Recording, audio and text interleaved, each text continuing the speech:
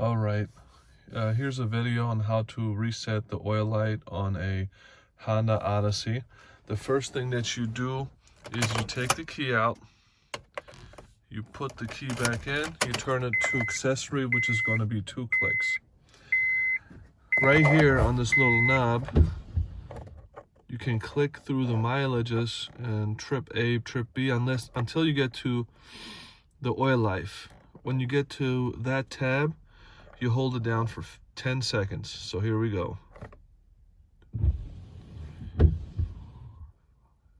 6, 7, 8, 9, 10.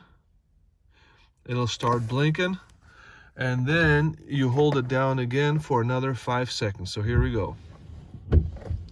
1, 2, 3, 4, 5, and here we go. Oil life is back to 100%, and that'll reset the maintenance light for the oil change.